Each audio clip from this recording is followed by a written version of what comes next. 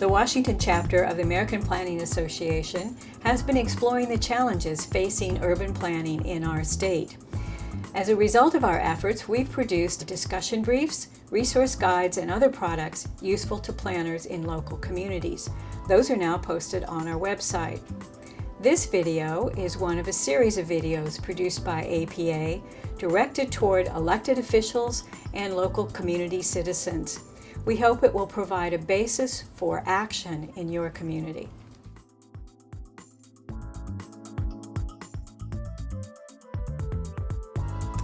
In this video, you will hear from scientists from the University of Washington Climate Impact Group. They're responsible for projecting and predicting impacts of climate on our state. You'll also hear from public officials from various communities who are planning for these kinds of events. Climate change is expected to affect the Northwest in many ways. Three key areas of concern are changes in hydrology, impacts on forest health and fire risk, and sea level rise. Let's first talk about changes in hydrology. Warmer temperatures will cause more winter precipitation to fall as rain rather than snow. This means less snow in the mountains and higher winter stream flows, increasing the risk of flooding in many areas, especially west of the Cascades, while simultaneously increasing the risk of summer drought because of lower mountain snowpack and earlier spring snowmelt. Changes in hydrology affect water uses throughout the Northwest, including municipal and industrial supply, irrigation supply, hydropower production, and recreation. In-stream flows for salmon are also affected. Another area of concern is forest health and fire risk. Warmer summer temperatures increase drought stress on trees. This can affect overall forest health while also increasing the potential for forest fires. So forest fires can affect communities in a variety of ways. One of the most obvious impacts is loss of property, homes or businesses because of fire damage. This is what the media often covers. The last impact is sea level rise. Sea level is projected to rise as much as 56 inches in Washington and Oregon. While the specific amount of rise that occurs will vary by location, rising seas will expose more public and private property, infrastructure, and habitat to damage from increasing storm surge, increased coastal flooding, and permanent inundation. While this information can seem overwhelming, there's actually a lot that we can do to deal with the consequences of climate change and to reduce the negative impacts associated with climate change. Here in the city of Olympia, we have 7 miles of marine shoreline and a downtown largely built on fill. Our city will be seriously affected as sea levels rise and coastal storms increase in intensity. This map shows the impact of a 1-foot sea level rise in our downtown. We plan to protect our city. To do so means directly addressing climate change. In 2011, we employed an engineering firm to use LIDAR, a highly accurate mapping system, to help us better understand our risk. Our concerns were confirmed in December 2012 when we experienced an extreme high tide called a king tide, calling our attention to what the future might hold. Our investments in research and analysis have helped us prepare for the risks ahead.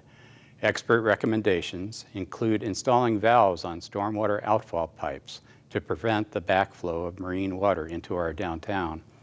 We are evaluating different types of shoreline barriers, and we are considering approaches to managing stream flows during flood events.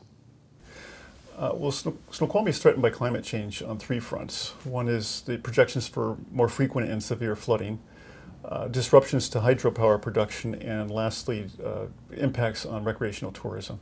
So as a consequence of that, in 2009, we partnered with the University of Washington to create a sustainability strategy, which has now been fully integrated as of last year into our comprehensive plan updates. In regards to flooding, what we've done is we partnered with FEMA and with the King County Flood Control District to make more resilient neighborhoods. And to date, we've a quarter of the homes in the most impacted areas have been elevated out of harm's way. We also worked with Puget Sound Energy on their recent complete rebuild of power plants 1 and 2 at the Snoqualmie Falls hydroelectric power plants. And those improvements will protect it from impacts from flooding that in the past has knocked out the plant for several weeks.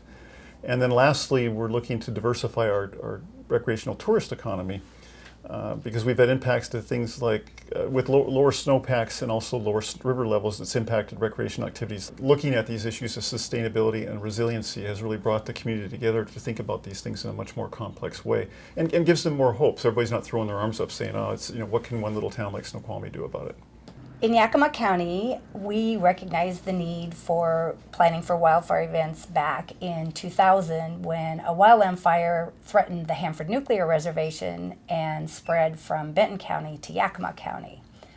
At that time, we decided to look at the Wildland Urban Interface Code, which included risk assessment and mapping of the entire county to determine our wildland risk zones. Then we formed a work group, and after a series of meetings, we had a public hearing in which the members of the group, and including the Central Washington Home Builders, publicly supported the code. So now we're using fire adapted communities concepts, whereby we're teaching special interest groups, residents, businesses, and community leaders how to adopt tools to help them prepare for, respond to, and recover from wildfires. We believe that the use of these tools will help reduce the risk to firefighters and the cost of fire suppression as we all prepare for the increasing potential for large, high-intensity fires and limited water supplies. Adaptive planning is really a way that we can all work to address the impacts that are expected from our changing climate. It's important that we start thinking about these things today because the decisions that we are making have long-term impacts, and today's choices will become tomorrow's vulnerabilities. So proactive planning is often more effective and less costly than reactive planning, and it can also provide co-benefits while we're preparing for the future. There are some key steps to help you get started. The first is to build a team. Involve your department heads, city officials, your local business community, and the public throughout the process. Start a vulnerability assessment or risk assessment, and that will help you evaluate how your city is vulnerable to climate-related hazards. The next thing would be to develop a preparedness plan. So decide how your community can prepare for these hazards and then identify the priorities for action that will work for your community. And the last thing would be to measure your progress and keep updating your plan. So as the conditions change, update your plan and consider continuing adaptive management strategies. Washington APA is working closely with the Washington Department of Commerce to develop resources to help you with your planning. These include planning approaches for your community, best practices for a more resilient and sustainable community, and how to prepare for climate-related events. These resources will be available on the Commerce website as well as APA's 10 Big Ideas website. Being prepared for climate-related hazards is the responsibility of every community.